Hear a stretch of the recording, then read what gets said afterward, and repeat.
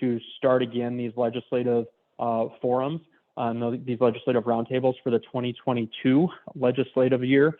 The intent all along has been to have these in person for this year, but obviously we're not doing that this month. We're looking at hopefully being able to get back to in person in February. We know that that interaction and that personal touch is really important to folks, and we want to get back to that as soon as possible. But just right now, we did not feel it was in the best interest of our members or our staff or anyone, the legislators, anyone involved to do so.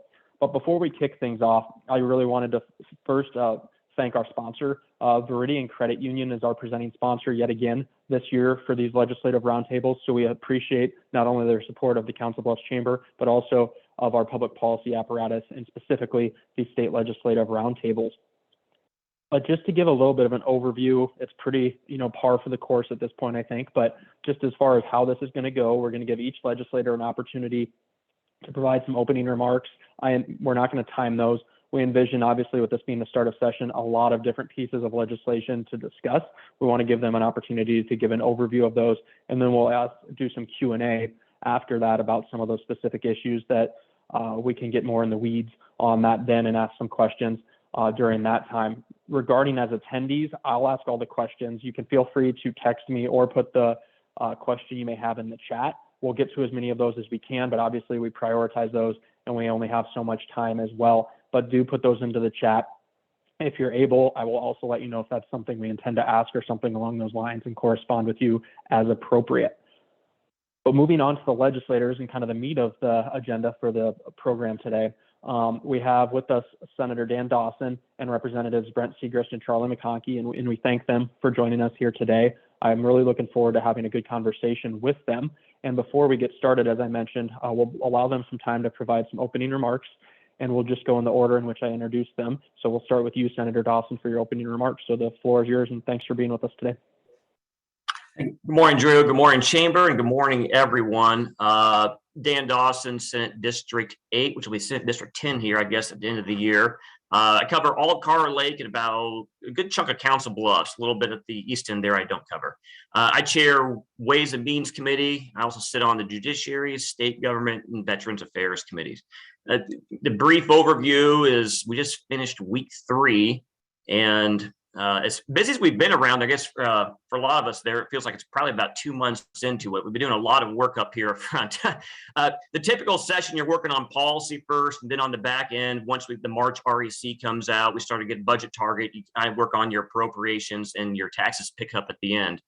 This year is definitely a unique year where going into the session, the one thing everyone is agreement on is we have large surpluses in the taxpayer relief fund that needs to be returned back to taxpayers, and some form of tax reform and tax cut has to be done.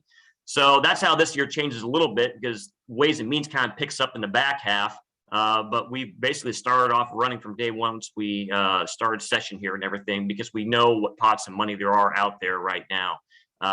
We just this week, and I'll probably talk more about it later on here. But I think the governor's office and both chambers all have their tax bills out. So that debate will continue forward. A lot of other policy issues going on right now.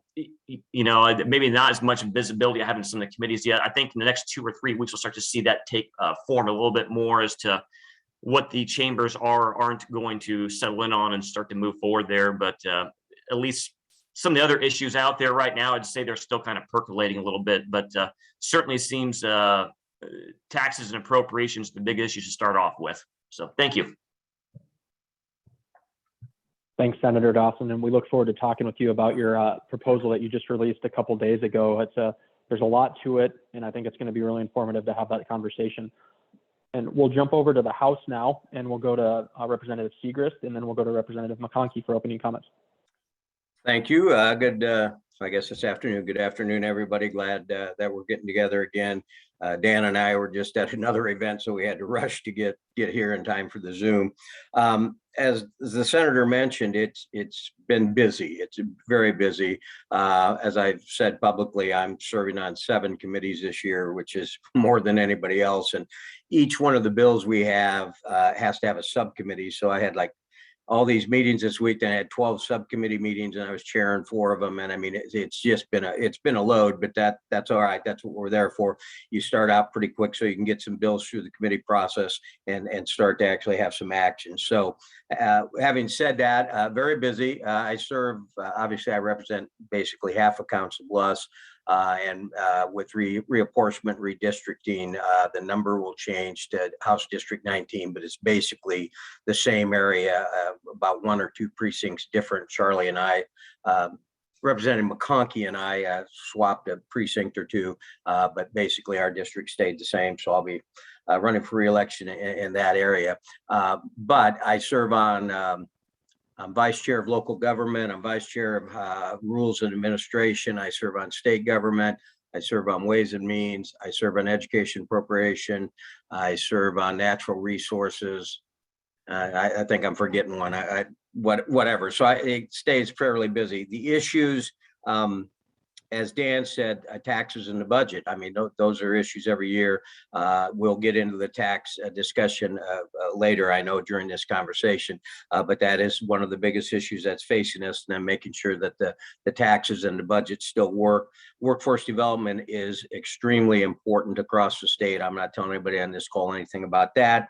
I'm one of a group of 5 people on the House side that are kind of tasked with trying to bring all those competing proposals together, be it childcare, be it workforce housing, be it apprenticeship programs, so just all those issues with workforce.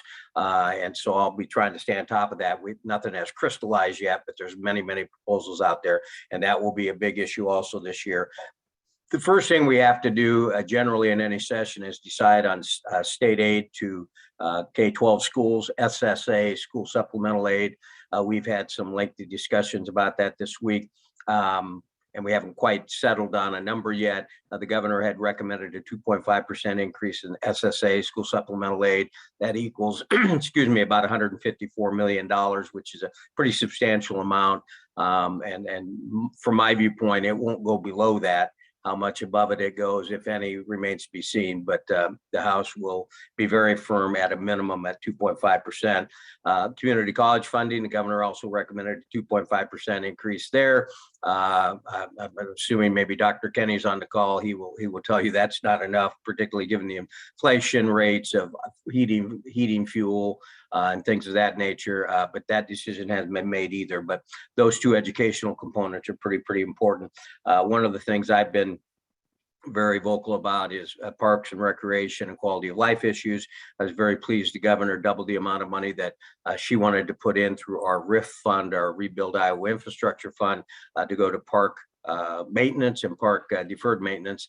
I don't think that's enough. I'd like to see us look at, and the RIF money is gambling money. I'd like to see us put a little bit more money into that. The parks are heavily used, particularly during the pandemic, and I think it's a very big drawing part. And actually, it's part of the workforce development issue, that quality of life issue. And then one very small one that is just starting to percolate, not that it's a huge deal, is the sports betting. As we all know, sports betting has been extremely successful in Iowa, and that money that the state gains from that hasn't been allocated yet. It's about Dan may know better than I, about 6 or 7 million. So there's going to be a discussion on where that money should go. And we'll be talking about QSOs, which would be Iowa West Foundation. And we'd like to make sure some of that money goes to the current QSOs, so that some of that money can be shared in our community and leveraged by a foundation like Iowa West. Tons of issues after that. Oh, and last one that I will shut up, the ethanol standard bill, which would push particularly E15, and that's the meeting Senator Dawson and I were just at. That did move out of committee this week. That's going to be a big issue. It's a big issue for the governor. There's still, and Charlie's on Ways and Means also. So I know Charlie and I share a few of the same concerns, and so there's still some work to be done on that. But that's going to be a very important bill also. Thank you. Well, thanks, Brent, and thanks for putting it up on the tee to transition directly to Charlie next. So Representative McConkey, you're up. Well, thank you. I want to thank everybody here for the work you do at home, and a lot of it's already been discussed. I'm Charlie McConkey. I'm state representative. My district's the northwest Council Bluffs, include Cardinal Lake, and it's District 15 right now, and we'll be moving to 20 with the new maps. And Brett's already covered. We exchanged some precincts, and I don't see where it's changed that much. We're probably about the same as we've been before. But yeah, but they covered a lot. We just passed that renewable fuels out of committee this week. It dropped on a Monday. We had a committee meeting on Tuesday, and Wednesday we passed it out. There's been a lot of rushing through this stuff. I wish I had longer to look at it, but I didn't vote for it. We can go on that later. There's a small reason why, but yeah, they just dropped the House taxes on yesterday, so I'm going through that, see what the House plan is on doing the taxes. But yeah, I'm looking forward to any questions. The committees I'm on is Ways and Means, Economic Growth, Commerce, Labor. I'm on Economic Development Appropriations. I'm on some flood mitigation boards, and I've been elected assistant minority leader. But well, thanks all for coming. I'm looking forward to where we can do these in public. I really miss that. I'm hoping we can get this soon as possible, February, where we can actually meet in public. So anyway, looking forward to questions. Thanks, Representative McConkey. We're looking forward to that as well. I'm a very much a social being, so these last few years have not been great for the extrovert in me. The first question that I wanted to talk through with you, gentlemen, and we'll start with Representative Segrist this time, since Senator Dawson went first last time, and he can kind of bring it home, being that he has a very large bill that was just dropped this week. But I want to talk about taxes. That's something that was referenced all throughout the introductory remarks. The governor really hit on it heavily in her condition of the state speech. We now know that she has her bill, the House has her bill, the Senate has their bill. But I'm really interested in hearing your thoughts, obviously on the House bill, but obviously just the issue as a whole. It's a very large issue. So like I said, there's no time limits here, because you can't really talk about fixing the income tax and sales tax and other sales tax codes in a minute. But I wanted to start with you, Brent, to really give you an opportunity to lay out kind of your thoughts on the tax situation, and then we'll go to Representative McConkey and then Senator Dawson. Obviously there is a lot of the same elements in the House bill. It's basically the governor's bill, with the exception of the corporate tax deductions she was looking at. I think most of those are included in Senator Dawson and the Senate's bill, with some other things which he'll explain. But basically what the House is looking at is two major things. One is to move the income tax system in Iowa to a flat rate over the next 4 years of 4%. That's a pretty big undertaking. It's a pretty large change, and I think it would be a positive change. So that's the biggest part of what the tax bill in the House looks like. Second part is to, generally speaking, eliminate all pension taxes in the state of Iowa. And I think that is, particularly for a border community, I think that's a very, very good thing to do. You do have people back in my first stint in the legislature. Currently, pension taxes in the state of Iowa, the first $6,000 for a single filer or $12,000 for a joint filing are exempt from pension taxes. And we did that because there was literally a lot of people moving out of like Davenport and Bettendorf across the river to Illinois to Rock Island or Moline, because they don't tax pensions. Arkansas doesn't tax pensions. Tennessee doesn't tax pensions. And people that are living on pensions, you got a lot of retired teachers that, they might have an RV and move to Texas for 6 months and a day. And if we don't tax those pensions, I think that it might keep some people here and may entice some people to move back here and not have that money flow out of the state. So that's the second big part. And it includes things in there for farmers and qualified employee stock plans and things of that nature, which again, as chair of Ways, Senator Dawson can go in that a little more. The big thing in the House, and then I will end, is, okay, those are the two big components. We want to make sure doing that works long-term. as does everybody. And we want to use projections in terms of what spending growth we think it will be, and what economic growth, what we think that will be, and use conservative estimates so that 5 years from now, you're not in trouble because you don't have enough revenue coming in. And so we're using some pretty conservative estimates. And when you look at the numbers, you can do both those things and still fund many of the things that need to be funded and make it work. And I think it would be good for economic growth for the state. Thanks, Representative Segrist. One thing I did want to touch on just within the House bill, because it is addressed in the Senate bill. Can you touch on it if tax credits, research activities tax credit, high quality jobs, things along those lines are impacted in the House bill? Yeah, and I'll let Dan get into what the bill does in the Senate. If you're going to look at corporate tax rates, my view, they are high, but you have to consider them in collaboration with all the different tax credits, several of what you mentioned. That's a pretty complicated process, and it's difficult. It won't be easy. And I know Senator Dawson is going to tackle that. From the House's view, we decided we weren't going to include that this year. We wanted to be able to talk about income taxes and pension taxes. But as Dan said, ultimately, there's going to be a package put together. So I think that's going to be an issue. But if you're going to look at corporate tax rates going down, you have to consider what some of those tax credits are, because that does impact it. Thanks a lot, Representative Segrist. We appreciate your insights. And Representative McConkey, we will jump to you as also a member of the House Ways and Means Committee. So I look forward to hearing your insights on all the tax proposals.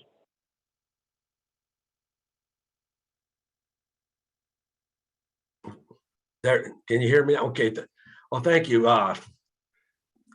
Brett covered a lot of this. I mean, I just the House plan just dropped yesterday, so I've been going through that, pulling some stuff out that there's a lot of stuff Democrats like in this bill. But he pointed out the corporate tax credit and deductions. We didn't cover any of that. I mean, we've got to be looking at deductions. If you look at our tax rate, it looks high, but look at all if you add in the deductions that are allowed, we're not that high. So I can see we're reforming it, making it look more upfront is, I think it's not a bad idea. The only concerns I've got is the layout on how they're laying it out. Because according to the rates I get, the tax cut rates, anybody but $75,000 or below don't receive any kind of help until year 2025. Then some of them don't receive any kind of help. From 30,000 and below don't receive any kind of help until 2026. They get no reductions in that. And we mentioned the Taxpayer Relief Fund, and that will be used, the way I understand it, that will be used to backfill into the general fund until it's gone. And the annual cost, I haven't seen the whole picture, but the annual cost looks like it's going to be $1.6 to $1.7 billion a year. As far as we can afford that, right now we're flush with cash. A lot of that is due with the federal money coming in and the sales tax that has been generated by the money coming from the pandemic and the unemployment, and that's all just going to disappear. So I expect the sales tax revenues to drop substantially, and we don't know. That's it. We don't know, but it's something I'd like to explore and work with the majority and see if we can't work something out that benefits everybody. I'd like to see those tables turned around for the people $75,000 and below receive a tax credit immediately, instead of anybody at $75,000 more a year starts receiving it in the first year, a drop in their tax rate. And it's going to be phased in over a period of years. And I'm interested to see how we're going to work that out. But anyway, I'm looking forward. I haven't seen the Senate plan. We've got 3 different plans, and none of these plans are going to be final yet. We got the Senate, the House, and the governor's plan. And I'm thinking it's going to be a combination of all 3 would be the final product. I believe all the representatives or the senator will agree with me on that. But anyway, I'm looking forward to working with them on that. Thanks. Thank you, Representative McConkey. And Senator Dawson, I know you have, I believe it's 117 pages worth of text to try to break down for the group. So we look forward to your breakdown and your analysis to the group here regarding the Senate's tax proposal. In under 5 minutes, right? So, okay, this is how coming out of session last year, going into session this year, we saw the reserve. I mean, we have $1 billion in our rainy day fund. We have another $200 million in economic emergency fund. We have some other reserve funds. We have about $1 billion carryover from last year into this year budget. Plus, we have another $1 billion, a little more than over that, in our taxpayer relief fund. So we're really at a point right now where we need to start looking at how we invest back into our state. How do we actually create a vision going forward? And that's what I've been kind of working on all summer a little bit. Brent mentioned it earlier on here. We've been, let's see, this will be our third tax cut package, right? We passed a substantial one back in 2018, another one last year. All that has done effectively is take us from the worst corporate rate in the country to the third worst corporate rate in the country. In 2023, we will just go from I think we're at 8.9% income tax rate on top bracket down to 6.5% in 2023. We'll get about 0.3% below Nebraska. So we're talking this summer, it's like, as opposed to playing catch up for a matter of 6 years now, how do we actually leap forward and have other states catch up to us? How do we actually reinvent our tax code, make it something more modern, more simplified, something competitive where people want to come into the state, invest in the state, keep their families in the state, bring them across the river, all those lines. Just this last year, when I talked about the corporate, Nebraska ended up cutting their corporate rate again by 0.2% over the next couple of years. And they're going to be closer to about 7%. I think that's 7.2 or something like that. Again, we're at 9.8, where we have a corporate rate 25% higher than our competitors across the river. So that sets the stage up for where the Senate's entry point into our tax plan is. It was kind of interesting when the governor dropped her plan. There's a lot of similarities in the building of where people think we have to make our priority, right? And one of the Senate's big goals for a long-term goal is to eliminate the income tax. So how do we get there? And that's kind of where I would maybe describe our bill a little bit. I would describe it in 3 phases.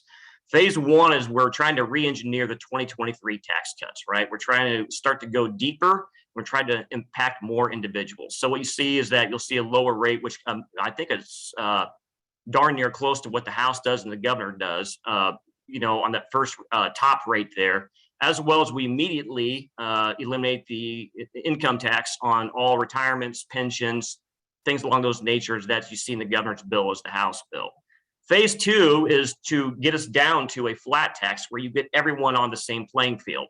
If we're going to get to eliminate the income tax at some point down the road, then you have to get everyone on the same playing field. And you see that in other states, Arizona, North Carolina, Indiana, Utah. I mean, we're looking across the United States and see where are the competitive codes out there, the business environments, and how do we mimic that? And that's what you see there a little bit, where the Senate rate, we're a little bit lower than governors and House. We're about 3.6%. Our philosophy there on that, we wanted to, as Charlie mentioned there earlier on, try to bring more of an impact to more Iowans that might be in the other bills there. And then phase 3 is re-engineering the TRF into the income tax elimination fund. The reality, we have the TRF right now, which kind of scoops up money every year. That's the over collection on taxpayers. And it says you have to use this for tax relief, but it doesn't spell out actually how you use it for, right? And I think one of our concerns going forward is that, there needs to be some type of clarity inside of that fund, as opposed to just creating more credits and complicating the system down the road or having some little pet project out there. The Senate standpoint is that the TRF should be used for one purpose and one purpose only, and that's to bring income tax relief to individual Iowans. So when the bucket fills up, Department of Revenue Management will recalculate what that actually equates to on the income tax bracket, and will kind of ratchet it down over the years. So we're using the current formula right now as how we scoop up money, but we're giving definitions to what that should be used for, and the purpose should be used for income tax reduction for all Iowans, not a corporate handout, not a corporate rate reduction, not a credit here or there, but one purpose only, which is to reduce our tax rates. That's the overall structure of the Senate plan of our phase of how we foresee what tax reform truly looks like. As Brent and Charlie mentioned there earlier on, the governor's bill has a corporate component. The House doesn't. we are going to go into this swamp's nest here on credits and exemptions. The Senate's bill eliminates about $141 million in credits and exemptions, and those are basically business inputs. One of the biggest ones we have comes to the digital side, right? We have this exemption of computer peripherals, which was created back in the mid 80s. We are the last of the streamlined sales tax states to actually have this exemption on the books. Everyone else has gotten rid of it, right? But the reason why we have it on the books is because we've been unable to actually move the rates on our corps as well as our S corps out there for years. A lot of that's because budget constraints there, but now we have the opportunity with some budget flexibility to actually make this investment, wipe out that exemption once and for all, and actually lower our rates. The computer was probably, we're talking earlier on, you go to your grocery store back in the mid 80s, everyone's using a type in cash register, right? But it's all scan, it's all credit card, things like that. If we're not modernizing for our 21st century economy and leaving our tax code in a 20th century economy, we're going to be losing tax base there to do more dynamic tax relief. Research activities, Drew mentioned earlier on. I want to be as diplomatic on this topic as I can possible, right? There is value in the research activities credit because if you do an economic review of states that have this and states that don't, the states that do have it do have a higher output of patents than those who don't. But the value doesn't go beyond that credit from a lot of different reviews out there. So you kind of have to ask yourself, is this credit worth it in its current form? And what's the patent value on return for what we're paying right now?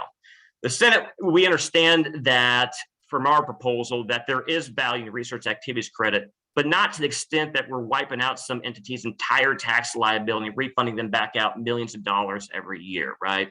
We want the research activities credit to be what it's supposed to be all along, is for research as opposed to basically a corporate relief lever for those persons that are 9.8% corporate income tax rate, which I mentioned before is the third worst in the United States. So that's what and there's a couple of other exemptions too on the business side that we're getting rid of and how we get to that $141 million.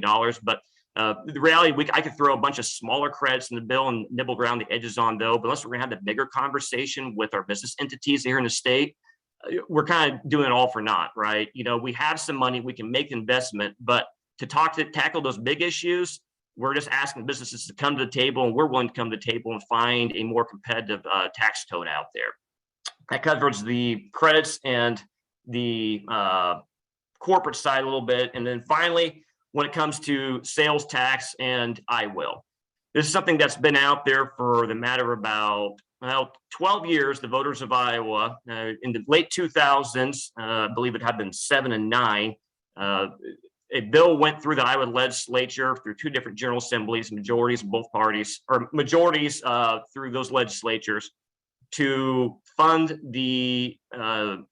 I Will, which is the Water Land Legacy Act, right?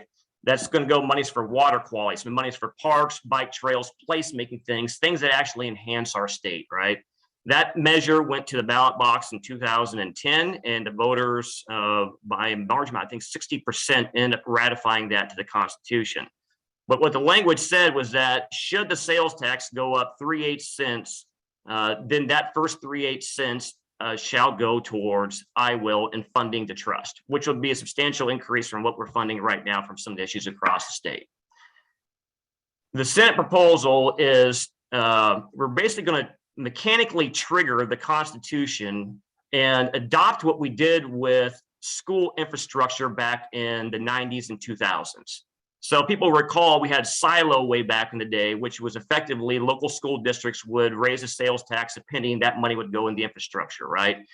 As the majority of school districts across the state ended up adopting silo and kind of became this unique tapestry out there, then the state came in and basically took silo statewide to what we now refer to as a SAVE.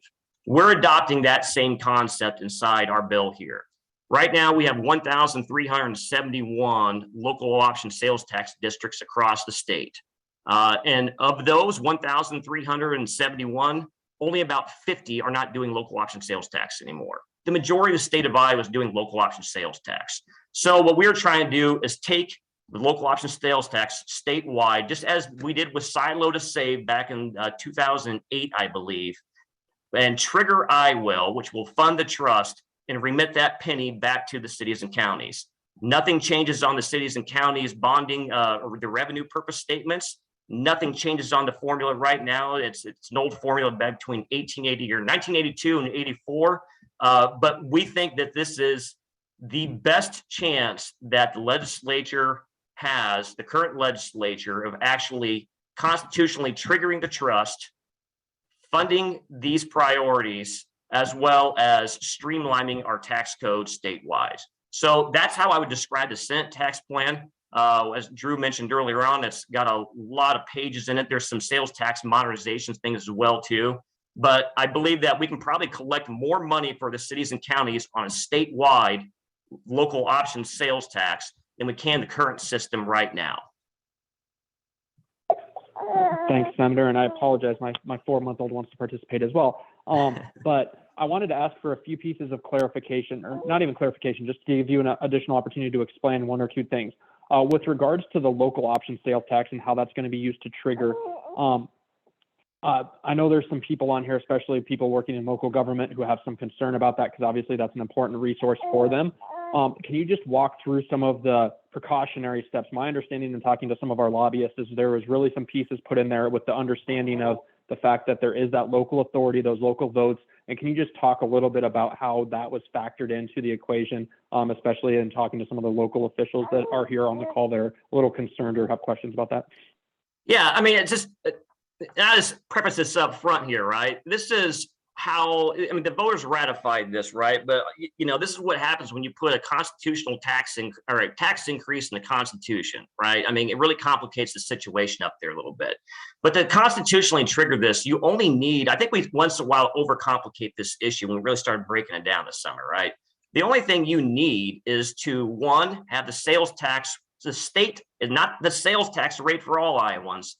The state sales tax rate has to be higher than when it was ratified back in 2010. So the state sales tax rate is technically 5 cents. You have additional 1 penny out there for SAVE. And then if any of the municipalities have their local option sales tax, that gets tacked onto that. But it's the state sales tax rate we're talking about, right? Nothing else. So the first step is to actually make sure it's higher. And the second step is to make sure your sales tax base and the funds going into the trust is more than current status. That's what we accomplish in this bill here, right? We're we're just triggering this by raising the state sales tax rate from 5 cents to 6 cents, tack on to the 1 additional cent there goes to 7 cents, eliminating the option for the locals out there, but we're going to take the state monies of that 6 cents and just remit a penny right back there. It's probably mechanically a little bit more boring and nauseating than it actually is. But if we kind of sit back and look at it, there's only 2 requirements: move the state rate up, and there has to be more money going to it. That will constitutionally trigger it. The states just can come back and say, when we moved it up, we're going to remit that penny under the current infrastructure right back to cities and counties. Thanks, Senator Dawson. And I see Chad Hannon, one of our council members, asked what kind of reporting will be provided so cities can audit their allocation, or is that to be determined, or do you not know that at this time? I guess we haven't had that brought up here yet. We can certainly look into that. But I mean, regarding the cities and counties in the bill here, I would say this as well. I was notified a couple of months ago. Well, let me take it back here further, right? Right now, your current loss distributions are on a quarterly or semi-annual basis. Going to this system, you're actually going to get your loss distributions every 30 days, so more money's there. When the state, or when the Supreme Court had the Wayfair decision back in 2018, the 2017-2018, which was saying that states can collect for sales that occur outside states, the digital era, right? There's nothing in there that said that these entities have to comply. So what happens right now is a lot of entities, or at least online entities, are willingly complying, but a lot of them aren't paying the same rate. So for instance, Amazon will collect your local option sales tax. A lot of these other companies won't collect a local option sales tax. They'll just collect the 6%, and it's up to the individual to remit that additional 1 penny back to their city or county. We know that doesn't happen, right? But if these entities are going to be leveraging or if they're going to be hinging what they collect off the state rate and not the local option sales tax, it makes a whole lot more sense for us to actually raise the sales tax and collect that penny for these locals and actually remit it back, because we'll collect far more funds at the state level than they're currently collecting right now, which is a win for cities and counties. Thank you, Senator Dawson. I think the last point I was going to make is some people don't necessarily know this, but when we talk about corporate income tax reform too, a lot of corporations, due to the fact, like the senator said, the way they're set up and such, they pay more in personal income tax than they would in corporate income tax. So that is another thing as they talk about going to a flat tax and the impacts that would have. Keep in mind that that's the case for a lot of corporations on the personal side of things versus corporate. So that's just one thing I wanted to note as well. And we thank you for breaking that down, and we'll let you catch your breath. And we'll go to the next question that has, well, actually, I have a follow-up, I apologize, from the mayor. And it says, what will local government benefit from the revenue increase from the internet sales and the regular increases due to inflation? Or is this year's sales tax collection the baseline of remittance?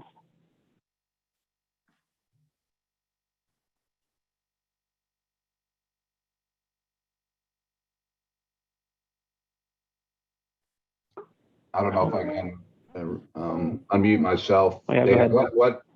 So currently, Council Bluffs collects about $9.8 million that our taxpayers said should go to streets and sewers. As Dan said earlier,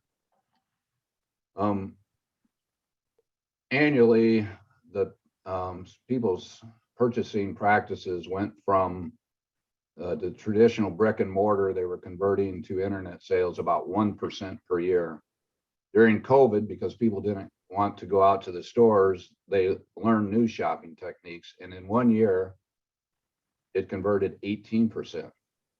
And so the number in sales tax is going away from the brick and mortar. It's going to the internet. And if we capture all that, that number is going to be significant. I think people are going to be shocked how big that number is.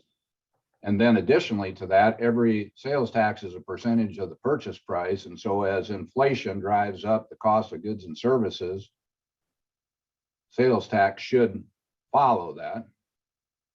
But this remittance, is it based on, we're establishing a 9.8 million baseline this year, and that's what you're going to get remitted, or is there some way to capture the growth that's going to come, I guess is. Okay, thanks. Yeah, thanks, Matt. I didn't quite understand that. It gives me more context. So it's still going to be based upon, the state's going to be the command and control, if you will, for the zip codes, right? Where it's just the state rate, and like, so the current formula right now is based upon your 82 through 84 census property taxes. That remains in place. And so, like you said, there's probably tens of millions, if not more, money out there that cities and counties aren't getting right now because of the current system. And that's one of our goals, is that we just basically raise the state rate and remit that 1 penny of the sales, whatever the sale is, back to the cities and county. We're probably going to be able to collect more for the cities and counties going to that system, as opposed to, like a Dick's Sporting Goods looking there and saying, well, I'm not sure if that 51503 zip code has a local option sales tax, so we're just going to charge a 6%, and that individual can go, remit the rest back to the cities and counties. So I do believe that this is going to be better for it, just by getting to a consolidated statewide sales tax, like you see in Indiana. We probably one of 10 states that actually have this format there. Most of them do these local option sales tax, but if we can eliminate these 1,370 taxing jurisdictions, and so these out-of-state buyers, and actually in-state or out-of-state sellers and in-state sellers too, when you're shipping across from, say, Council Bluffs to Davenport, it's really can streamline the system. And the locals, I said, you will stick to 1 penny all along based upon the old formula. It's just going to be a different way to collect it and remit it back. And to your question on inflation, like you mentioned earlier on, I mean, I guess I don't view some of these monies as one-time monies or things that are going to snap back, right? I'm not trying to be political, but if you talk to the businesses out there, supply cost inputs, labor increases, having to pay more people just to get, applicants in the door. Our economy really has changed the last 2 years, as was indicated. It's gone to a lot more digital, so to think of how we're doing a sales tax base. But related to the revenues we're collecting right now, You know, when we have input cost, when, you know, when your lumber goes up 15%, or, you know, something you would maybe buy at the store goes up 20%, and there's a sales tax on that. The sales tax is levered off that price. When you have zone increases, you have sales tax increases as well too. Unless, you know, unless we have some market economics take hold here, which I don't think are going to happen anytime soon. I think inflation's here to stay, as well as these revenues are and what we're basing off of. Thank you, Senator Dawson. And thank you for your questions, Chad, and the mayor as well. I think those were really informative. So thank you very much for both sides on that. Moving to the next question, we'll start with Representative McConkey. And it's another issue that I know several people on here are very interested in, and it's childcare. Representative McConkey, can you talk a little bit about, we know there were some bills passed last year. We know there's still some alive from last year, plus some new ones that were presented are really coming in out of the House on this issue. So can you speak a little bit to that? The topic of childcare is, it's really important, and how it ties into workforce is also very important. So I'll turn the floor to you to start that conversation. Well, thank you, Drew. Yeah, everybody knows how important childcare is. I mean, it's actually restraining our workforce on allowing people. It's so expensive, people can't afford to work. And I haven't, the bills, we nipped around the edges with several bills last year to help that. And I haven't seen anything proposed this year yet down to any of my committees. I mean, we're only 3 weeks into it. And when they do hit the floor, I mean, when they are dropped, I've only got maybe 1 or 2 days to look at it before they go through committee, and they don't go through my committee. So I'm not exactly sure what's all going to be proposed this year. We did a lot last year with the child care, getting rid of the cliff, and so I'm can't really speak to what bills are coming out this year. Thank you. Thanks, Representative McConkey. And Senator Dawson, as I referenced, a lot of these are starting in the House, so I'll preface it with that, but I just wanted to see if you had anything to add on the Senate side regarding that issue. No, I really don't at this time. I think from the Senate standpoint, some of those issues we're kind of waiting to see start off in the House, and, you know, what comes to, you know, like last year, I think we had 9 different bills on, you know, one of those topics, right? You know, and as it goes through that process, we can see what has more legs to it than not. So I think we're just kind of waiting to see from that standpoint of what takes hold. Thanks, Senator. And Brent, we'll close with you on your perspective on that issue.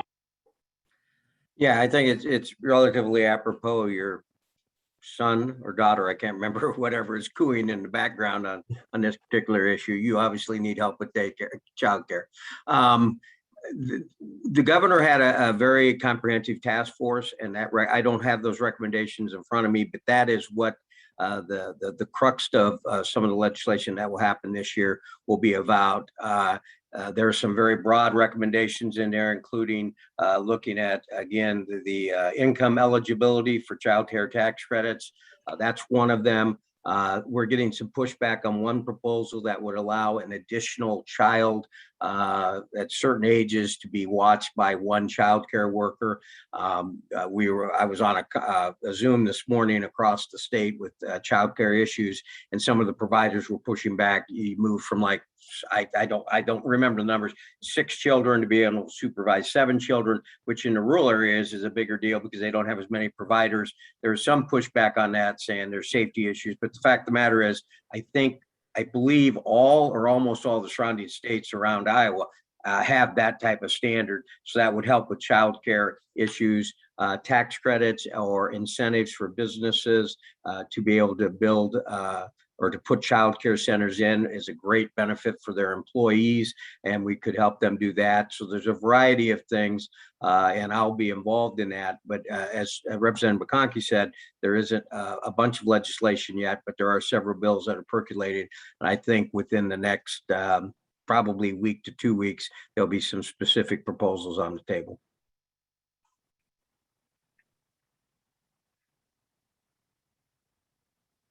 Thank you, Brent.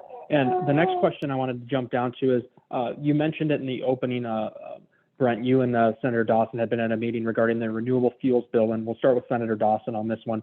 Can you talk a little bit about the renewable fuels bill? I know it's been changed since last session, so I wanted to give you an opportunity to speak to that as it has some general impacts across the state, but think of Sire here, obviously, in the Council Bluffs area. So Senator Dawson, we'll start with you on that topic. Yeah, I'll preface this by saying that the details of the new proposed bill, I don't have as much visibility on yet. The House has started off in the Ways and Means Committee, but in the Senate, it's starting off in Agriculture Committee, and I don't believe it's passed out of committee yet. So I won't be able to get my hands on actually all the contents in that bill until it comes over to my committee. But I think from the 30,000-foot view, you know, the issue becomes as today's current energy usage and yesterday's is not going to be the modern economy going forward. I think everyone understands that to some extent, right? You know, they're through regulations, as economies grow, needs for efficiencies, that energy consumption, as well as where we draw those from, is going to be clearly different 30, 40, 80 years down the road as we develop. So from an agriculture state, you know, as opposed to watching electric vehicles take hold in certain areas, and that's not diminishing those or anything, but the reality is that we have to have ethanol to be competitive here, be part of that conversation. And quite frankly, why shouldn't it be, right? It's just as renewable as some of these other alternatives out there. And the reality is that, you know, while some companies can say they're going to go to 100% electric vehicle mandate in 15, 20 years, look at all the vehicles we have on the road right now. They're 10, 20, you know, years old at least, or whatnot. Carbon fuel is going to be a part of our transportation economy for years and years to come. But there's ways that we can maybe increase some efficiencies and have our farmers be part of that conversation. That's where the next the bill is, right? Not just looking at today's current standards. Today's current standards, it took us probably 10 or 15 years to get up to this point. But how do we build out our energy infrastructure down the road?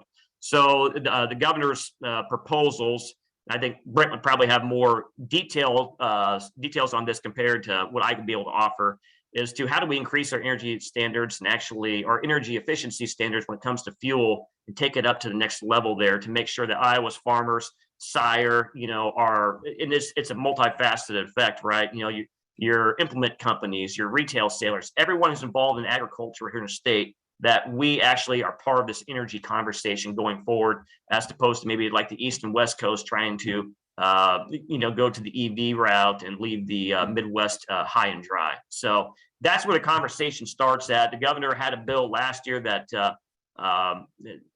maybe had some, there wasn't a lot of support from a variety of individuals on there. I think she has made a good effort over the interim to try to bring some of these different facets together and maybe make it a little more focused and a little more the art of the possible here. And that's her entry on the bill, what was produced this last week inside the legislature. And we will see how that turns out going forward. So.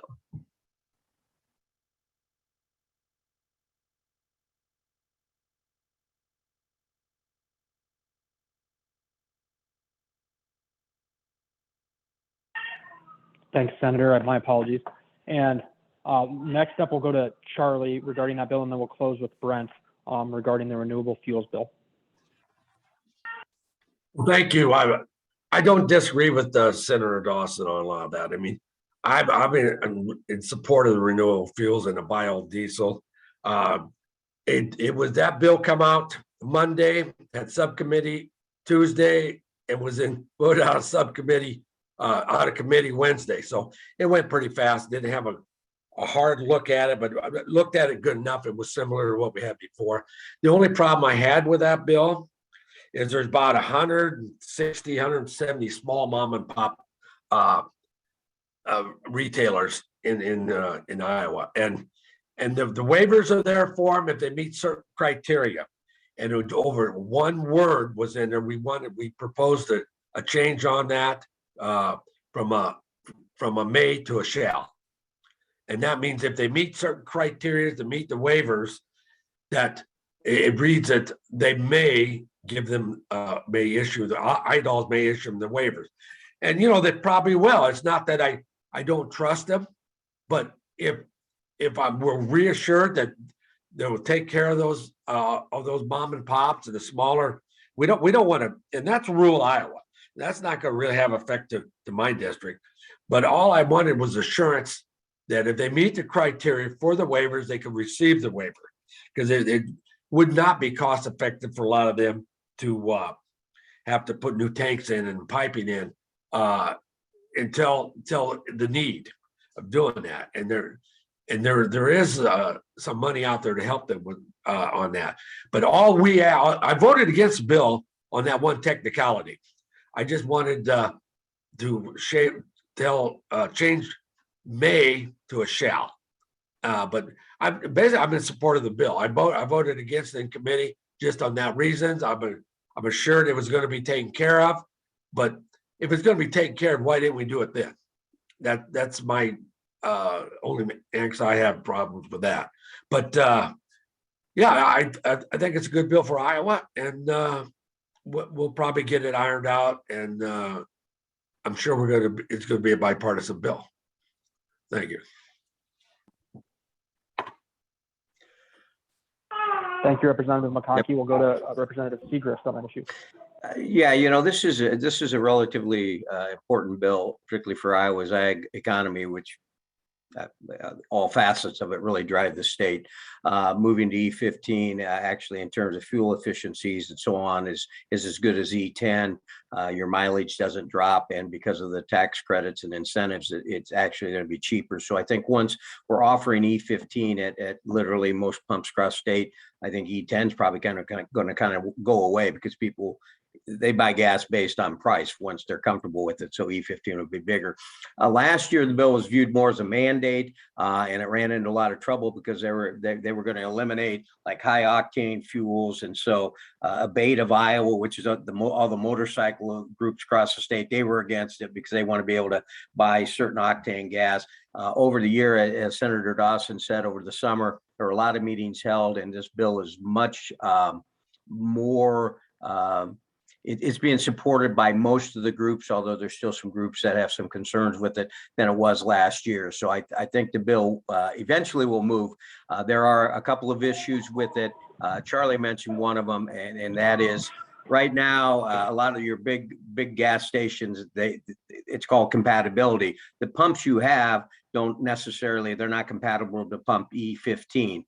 Now your come and goes and your quick stars and so on, they probably are. But there are a lot of smaller stations that if they were to have to install new tanks to be compatible with E15, that's a very significant financial burden.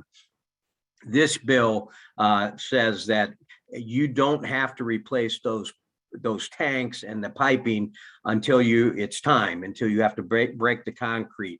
Your bigger store is going to do it anyway, but Charlie referenced the mom and pops, and there's actually probably well over probably more like 1,000 of them across the state, and this gives them several years. And they don't have to do anything until they have to break ground, and they can ask for a waiver, which Charlie mentioned.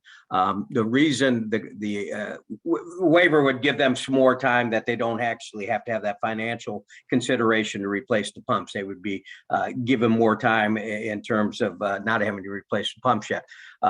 The amendment probably is a good amendment, but when you're in a committee and there's something like that makes a substantial change, although I think probably a good change, oftentimes you'll say we'll take a look at it, because you got to go back and check with the bill drafter and make sure it does exactly what you want to do. So I talked to the chairperson of Ways and Means yesterday before I left, and they're looking very strongly at that waiver language, and I think there may be a change there which will help the small mom and pops feel more comfortable with it. And as Charlie said, it was bipartisan out of committee yesterday, and I think it may be more strongly bipartisan if we get that part taken care of. So the real two big issues now are that waiver thing, and then to replace a pump, it's like a minimum of somewhere around $75,000. And in the bill, it's an infrastructure fund. I can't remember the title, and there's $10 million in there so that you as a small owner could get some state grant money to help you replace the pump.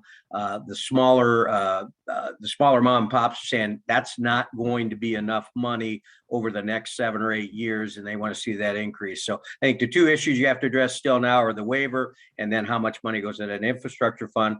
long story short, I think by the end of the year, by the end of the session, that bill will pass. And I think it'll probably be a much better bill than was proposed last year. And I think it'll be good for Iowa's economy, and particularly with the ag economy. Thank you, Brent. And you can stay unmuted because we're going to start with you here on the topic of workforce. You talked about how you're involved with the workforce working group in your respective chamber. Workforce, obviously, talent, tax, two of our top issues as a chamber.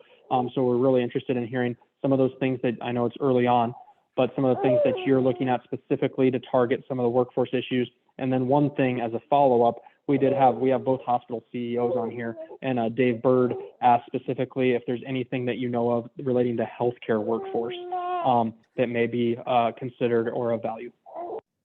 Yeah, and again, some of these things are still percolating. We talked a little bit about childcare already. That's clearly a big part of workforce right now, because you have to be able to have childcare in order to get back into the workforce.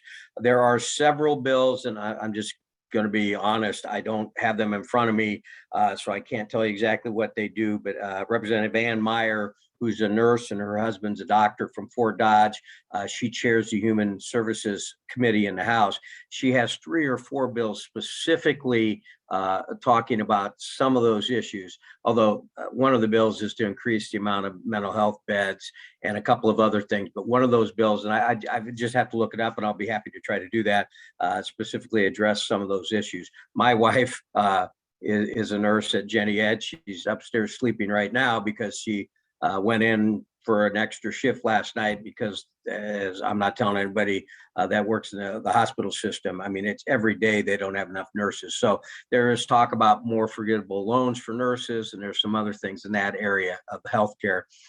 Beyond that, as the chamber knows, the amount of money, and Senator Dawson's involved in that, for the housing situation, the workforce housing, and some of the money we put in last year. I think that's also under consideration this year. As we mentioned, the community colleges play a vital part in that with their 260 and F training programs. I've been engaging with a little bit with the labor unions because they have some excellent apprenticeship programs. And so we're looking at a variety of those things. And as I referenced earlier, there's a group of us trying to coalesce all that together.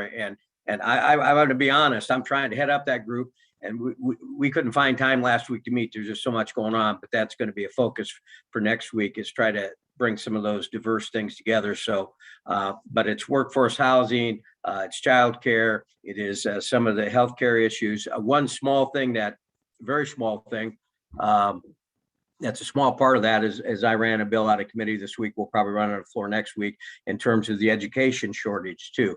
We have significant shortages in our teaching area. And once a teacher retires under the IPERS system, the public employee pension system in Iowa, once you are collecting your IPERS, you can go back to work in another IPERS position. In other words, a retired teacher can retire, and then after 4 months, they can go back and teach, but you can only earn up to $30,000 more. And if you earn any more than $30,000, for every dollar you earn over 30,000, they take 50 cents of it out of your IPERS benefits. And so some people don't go back and teach. We're running a bill, and we'll pass it next week, that has the full support of administrators, teachers union, as well as school boards, that would raise that income threshold to $50,000. So when we don't have enough teachers, and this is a small part of workforce development, now if they wanted to, they could be still collecting their benefits, but they could also go back and make up to $50,000 with no detriment to their pension benefits right now. And particularly in rural Iowa, and I know in Council Bluffs and Lewis Central, it's a problem too, particularly in rural Iowa, we may be able to get some teachers back into the classroom and help with some of those shortages. So that's one small piece of workforce that we are specifically moving on, and there'll be others. Thank you, Brent. And there was just a follow-up comment, not a question, from Ann Schumacher, the other chief executive at Mercy.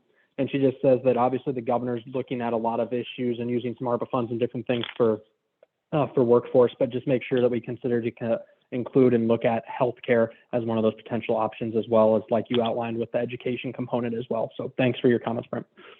And Representative McConkey, we'll go to you. Same issue: workforce, healthcare, and some of those other groups and areas of high need, to speak to that issue. Well, Brett has covered a lot of that, and I haven't seen any of the bills. I knew there was some stuff with the childcare where they're looking at the increase the amount of what one person could have in their care, increasing that by at least one child. And I'm, like I say, I haven't seen a lot of this already, and Brent covered most of it. So, but yeah, it's early in the session, and a lot of these bills, their concerns haven't dropped yet, and they may not be in some of my committees. But yeah, I don't have much to add to what Brent said. Thank you. Thanks, Representative McConkey. Senator Dawson, did you have anything to add from your perspective? No, I think just from the tone of the building, I mean, I believe our labor chair, and I don't sit on that committee, but I know he's been working hard as well as Commerce chair and trying to generate some bills on this workforce issue. But I mean, this is going to be a multi-year issue. There's not going to be ever one silver bullet to fix this, right? You have your workforce, attracting a workforce to the state to fill the current job vacancies we have right now. We can do some of that with taxes. We can do some of that with, workforce housing, these things we talked about here. But then you have workforce development, and how do you retool the current workforce for the modern economy going down the road? These aren't issues that we get a fix in, in one session or anything along those lines. And then just quite frankly, on behalf of the taxpayers, we have to make sure like the programs we're putting out there are ones targeted for what is needed, right? I'm always kind of going back to the child care a little bit. It's always interesting when some of the large businesses or corporations in the state will come forward and say, hey, child care is a concern this year. Well, if you look at some of the monies that they have, I guess my response back to them is, why do you want the state to create a tax credit when you have tens of millions of dollars that you can invest in your own company and start a child care center, right? There's a difference between actually trying to address workforce, or child care issues out in a rural area where there's not a whole lot of facilities, maybe not the biggest business out there, or, even small towns and things like that, as opposed to just creating subsidies for large businesses because they don't want to invest in their own workforce. So I think from a tax, fiduciary standpoint, taxpayers, we have to be mindful of that. Brent mentions, and I know there's I think there's a loan forgiveness bill the governor has out there on healthcare. There's things like that we should be looking for here, to try to build our area more. But, I think we'd be remiss not to talk about that one of the issues with workforce, and every employer I talk to, it's a supply chain issue where they cannot get people through the door to fill applications, right? And with an unemployment rate of 3.5%, we have to make sure that we are using taxpayer dollars wisely. And when it comes to unemployment and things along those lines, we clearly need to take a look at that system. It has not been modernized for many years. We are out of sync with some of the other states, on when it comes to payroll taxes and unemployment insurance that these businesses pay and things along those lines, as well as some people just don't have an incentive right now to go back and apply for a job. So one of the things I do know is that the Senate wants to look at making sure that people are actively out applying, looking for a job, as opposed to maybe current status quo right now, to get some people back through these doors and start to even continue our economy going forward here in Iowa.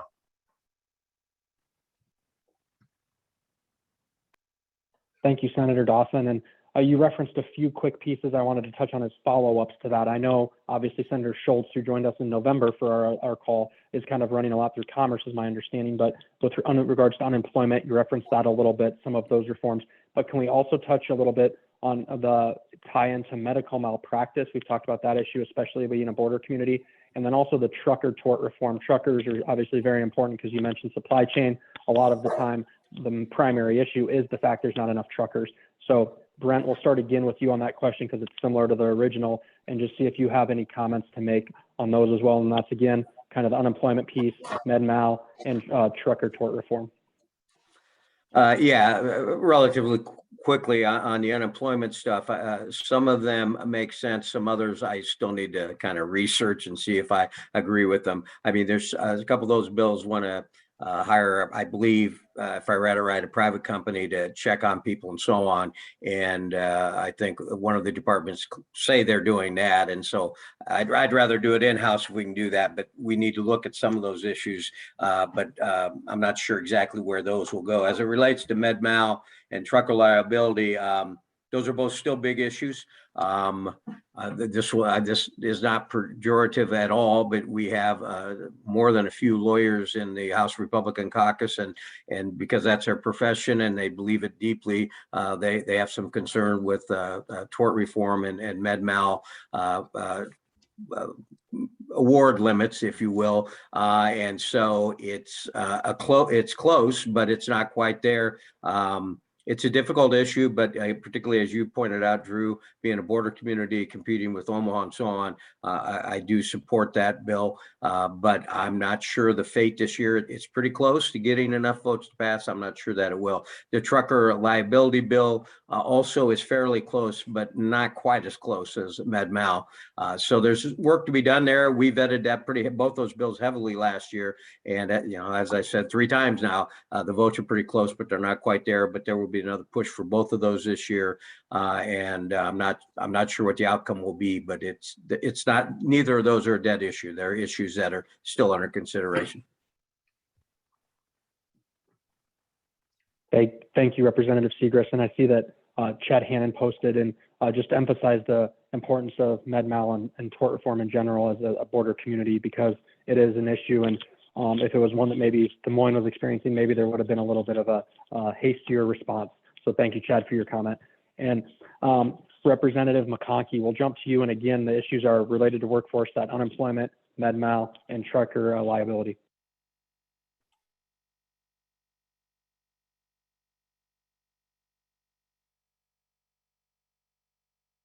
You are muted, sir. There, how's that?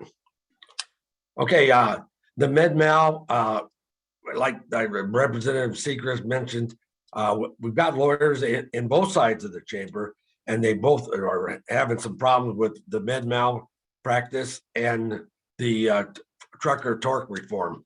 I think the way it's written, as far as liability, people have problems when on the trucker tort reform, when you basically take it out of the hands of the jury, or take it out of the hands of the courts when you put limits and liabilities on there. So we got a lot of work to do on both of those. And on the unemployment, here's the deal. Unemployment really is lower than the national average. And when the governor come out and opening statement said it's a safety net, not a hammock, I was really upset with that, because that there isn't a lot of people out there that are holding back or not just drawing unemployment and living off the state. And believe me, I've been on unemployment myself. It's no fun to live off unemployment. And the new legislation proposed will cut the payments and cut the 10 weeks down to 16 weeks unemployment. And they'll also be forced to take, if you lost a good paying job, you could be forced to work at McDonald's, the way that law is written. So I have a huge problem with that. Our trust fund is huge. The federal money has refilled the trust fund, and our unemployment rate's down. And, I have real problems with what's happening with one of the proposals is lose the first week of unemployment. And that's crazy. Immediately you put them in, anybody that gets unemployed, you put them in where they can't even make their bills the first week, and they're on a lesser amount of money. So I have huge problems with that and the medical malpractice, because from what I'm seeing, there isn't a big need for that. Iowa hasn't had a problem with court cases, and that's my opinion on it. I think we're going to have. I don't think we're there yet on any of those, but that's a lot of it, in my opinion, too. So being in the minority, all I can do is ask the people to voice their opinion on them and argue on the floor. Thanks, Representative McConkey. And Senator Dawson, I wanted to give you an opportunity to round out any comments you may have on those issues. Yeah, I think tort reform is important. Just on a high level, I want to speak to medical mal specifically. Yeah, I know I talked about this last year, and the issue still continues forward here, just because we haven't had any resolution on this, right? But if you talk to some of our local officials at the hospitals here at Jenny and Mercy, you know, these are hospitals that have a larger network in our metro area. There are doctors and specialists in this network in the metro area that will not cross the river over to Iowa to perform those services because they do not want to deal with the insurance that they have to pay for because it's substantially higher than over in Nebraska, right? And I'm not going to say any. I would say Senator Shipley has a personal story, and I'm not going to say that here in front of the forum. I think that's his story to tell. But this isn't something that is on the high level debate. It's actually a real thing that these hospitals deal with every day of how do they actually deliver medical care to their patients, and how do they have to move their patients over the river to get some of those special services because those specialists will not come here in the same network. So what the bill proposed is, and simply just want a comparison between Iowa and Nebraska, and we always talk about competitiveness, right? So this is a prime issue. If you're going to bring a suit against a practitioner, there's three ways you can go about getting damages. You can get your non-economic damages, which is kind of your pain and suffering. You can get your economic damages, which is your wages, future health care, all those things. And you have your punitive pot, which is the person was so negligent that the jury judge finds it so egregious that they're going to tack on additional cost on the final judgment in the end, right? So you have three pots. What the bill proposed is saying that on the non-economic damages, just one of those three pots, the cap is $1 million. That's it, right? The other ones are still uncapped. One, there's a formula, so they just can't assess forever there, but the other two are virtually uncapped. So one of those is what the bill proposes on a $1 million cap.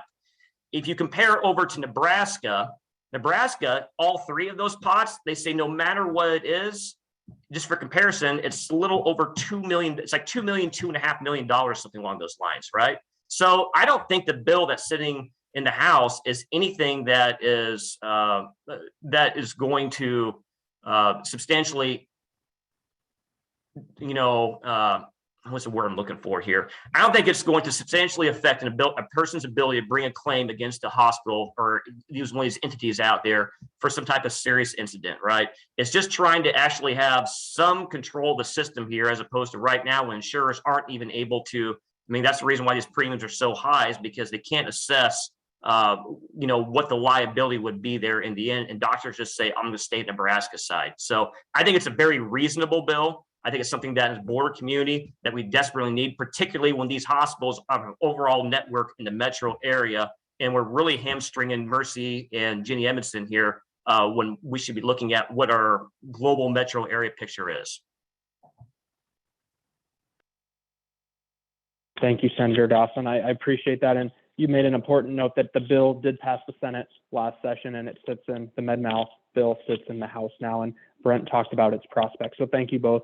And Charlie as well for your comments on that. I did want to ask, Superintendent Knos from Lewis Central is on, and he did ask specifically with regards to daycare and some of those questions we've talked about. There is a funding piece where you can look at increasing from 0.5 to 1 or maybe 0.75. Let me get to the exact question. My apologies, I have to move up a little bit here. But the question is, can we have more support through the funding of our preschool programs by moving the weighting from 0.5 to 1.0 FTE? Invest in our schools as a way to invest in the surpluses back to our state, and then obviously the child care and early childhood development and care. So we'll start with Representative McConkey. You're actually up next, so we will start with you, and then Senator Dawson, and then Representative Segrist on that issue. Okay, well, I'm not sure what they're asking for on this one. You talking about the preschool funding? Dr. Knost, you're welcome to jump on if you're still on and explain it just a little bit.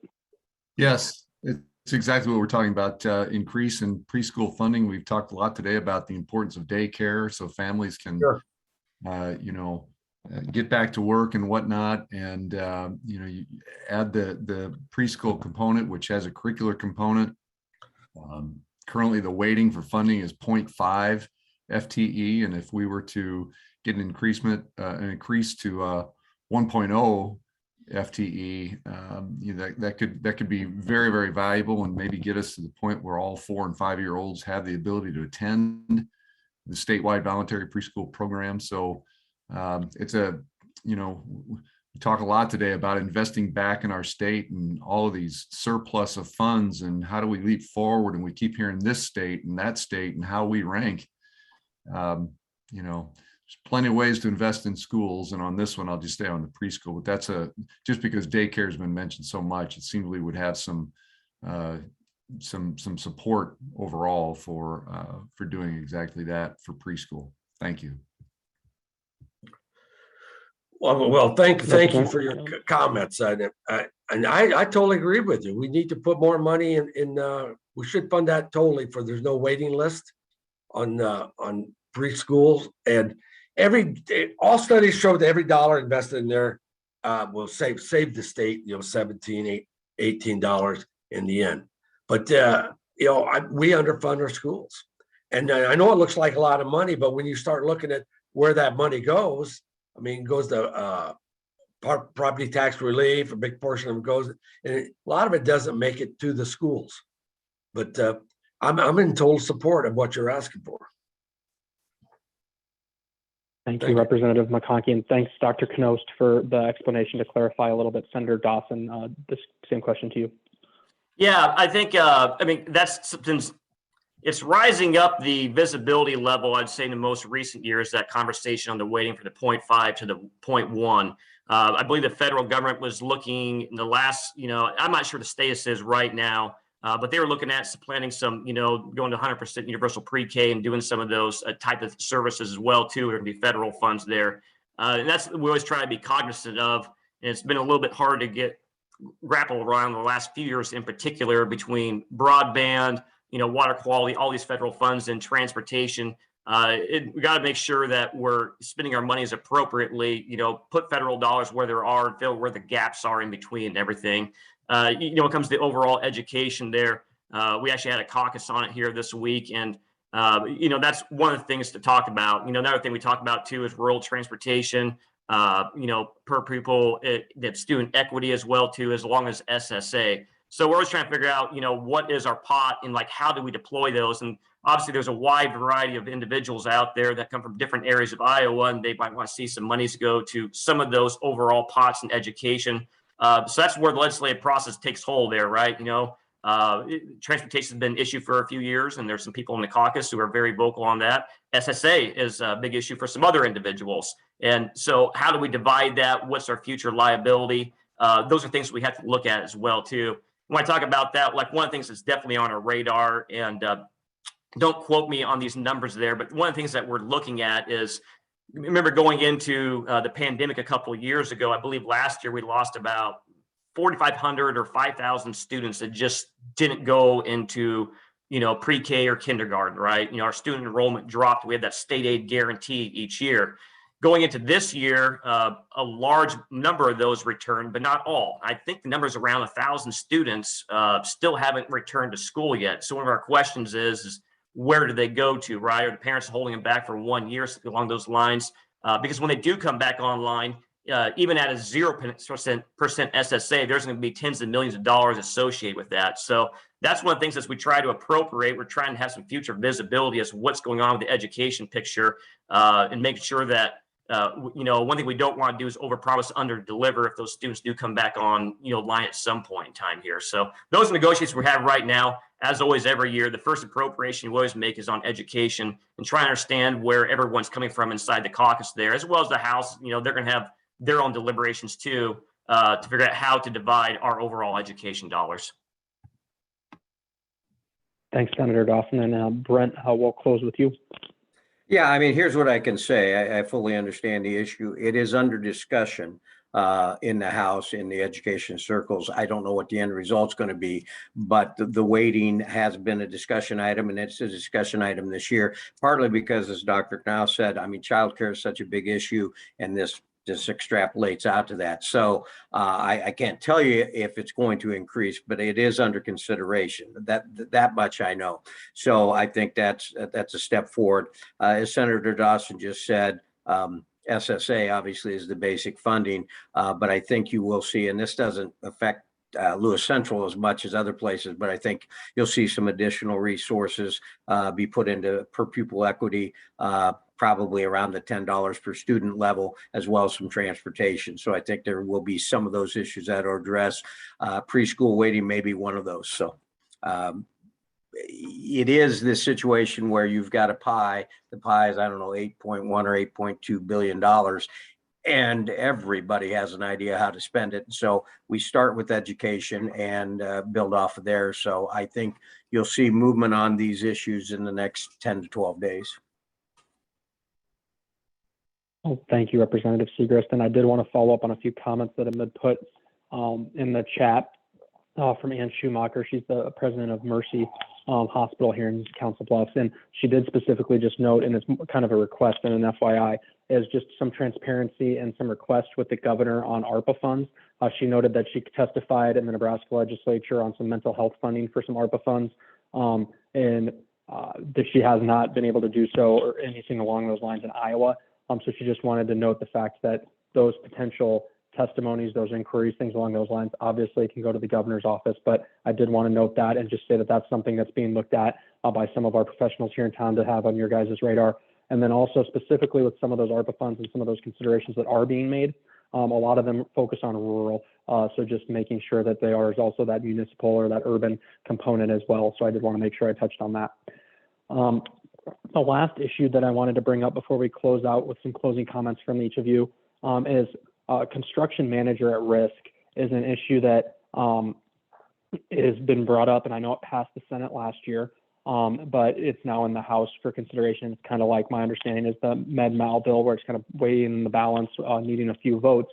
But I know, like I said, it did pass the Senate, but I did want to start. It's Senator Dawson's turn to start again. So Senator Dawson, I wanted to give you a chance to speak to that issue of construction manager at risk, and then we'll go to Brent, and then we'll go to Charlie. Yeah, I'm not aware of the current status over in the House. This is a bill that we have. It's basically a contract bidding bill, like the fairness there. And it's probably way too nuanced there, but this is something we've had in the Senate for multiple years. I think we passed it.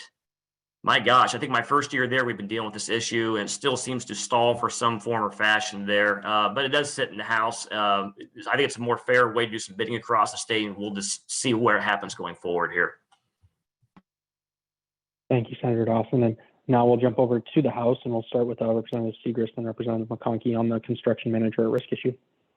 Yeah, actually, that bill passed out of State Government Committee yesterday. Its future is still somewhat murky. There's been quite a bit of work done on it, but there's still some significant concerns on there. I voted for it. I still have a couple concerns, and I let the committee chair know that we'll get it out of committee so we can have further discussions about it, but I'm not totally sold yet.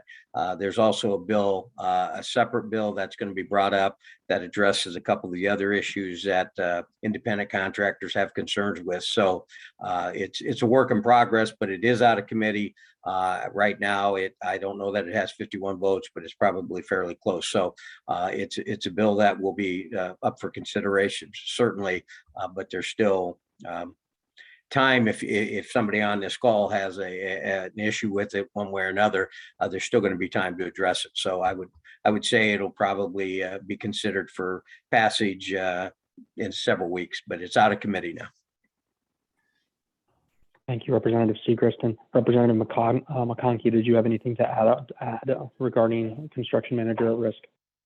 Oh, well, no, not really. I think it's pretty well covered. And I know they have some problems with it. I mean, I've got some problems with the construction manager at risk, but yeah, it's like I say, it's a work in progress, and we'll see how it turns out. And I would like to, anybody has any comment on it, I would like to hear what the problems is.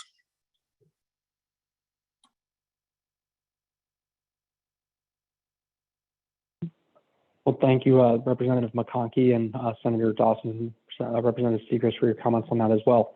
I did want to give each of you an opportunity just to kind of do some closing comments in the event that there were some specific issues we did not touch on, or you wanted to build on some of the other comments that you made. So I wanted to give you an opportunity to do so. We'll go reverse order, And we'll start with you, Representative McConkey, and then Representative Segrist, and then Senator Dawson. Well, I want to thank everybody for being on and your input, and we depend on your input. We've covered a lot today, and I'm just amazed some real important issues coming up. And I think I've commented on everything. No, everybody understands where I'm at and the problems I have with some of the bills out there. And I think some of these are like the tax bill. I mean, there's a lot of stuff I like about that. There's some stuff I'm going to have some angst over. I got some problems with renewable fuels. I think that could be easily solved. There's a lot of bipartisan work coming out. I mean, I proposed some bipartisan resolution and bills, and I've been lucky to have Representative Segrist and Representative Jacobson sign on to one of them, and Jacobson signed on to my nursing home camera bill. But yeah, I'm just going to see how this week. It is early, so I'm not sure where all this is going to go. I'm sure Senator Dawson has the same problem. He got no idea what the House is going to do. So there's going to be a lot of give and take. We never seem to agree on anything like we should, but anyway, that's part of the process, and it works. So I'm just happy to be there. That the people in my district cared enough to put me in a place where I can do their work. But I want to thank you all again. It's always been a pleasure. Thank you, Representative McConkey, and Representative Segrist, we'll go to you. Yeah, and also thanks for everybody being on. Hopefully we can get back to person. I think that's a better way to do this, and you get some better follow-up that way, I think. I don't disagree with what Charlie said. I would just say this, that I think as you look at the legislation you see every year, I would say about 80% of what we do, and we have, I don't know, 2,500 bills introduced every year, and we end up passing maybe a couple hundred, 250 of them. And about 80% of them, they're good bills, like that IPERS bill I mentioned. It'll probably be unanimous. And then there's probably another 12% of the bills that we pass after some amending and so on, maybe like the ethanol bill, and it gets broad bipartisan support. And then the other 8% of the bills, those are the differences between the parties. And that's what we don't agree on sometimes, and that's what we fight about. But in reality, there are 150 people in the legislature. They're all very, very good people.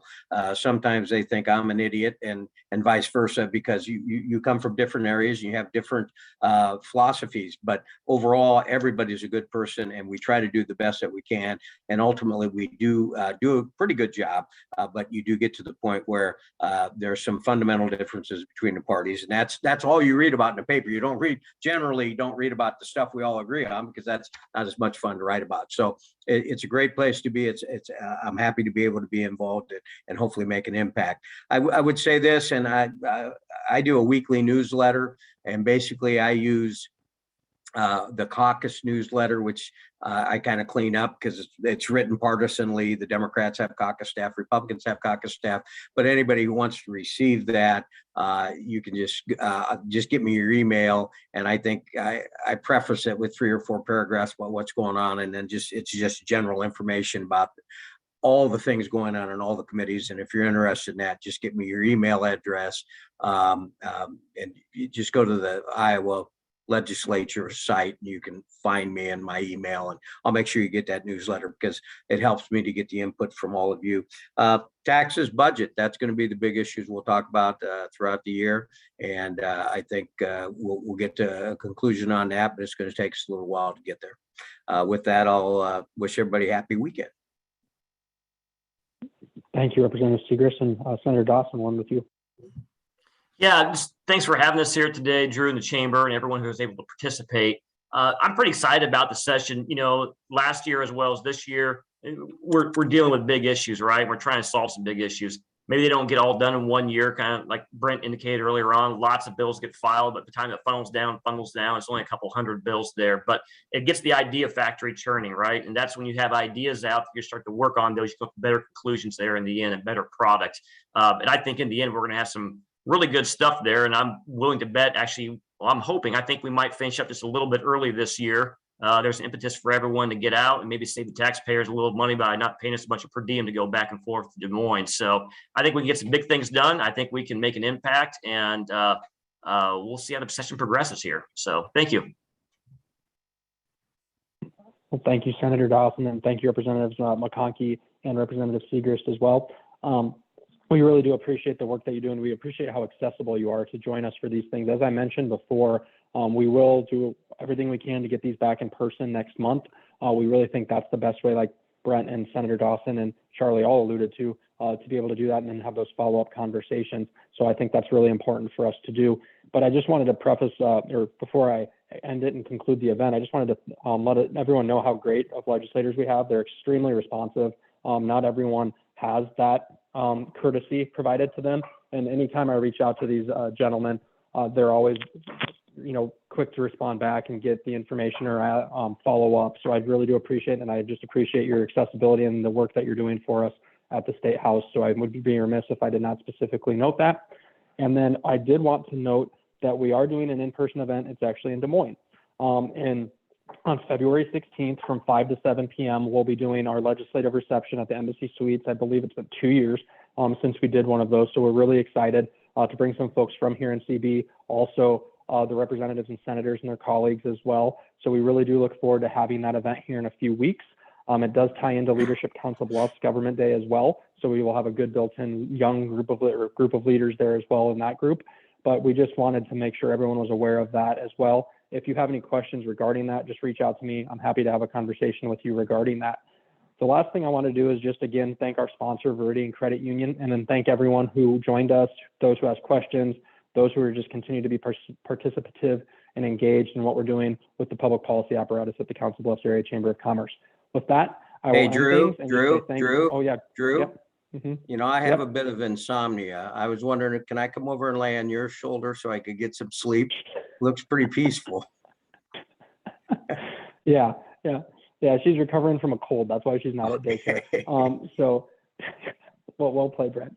But yeah, but I appreciate everyone for participating today, and I appreciate your guys' ongoing support of the Council Bluffs Chamber. Everyone have a nice weekend, and thank you very much.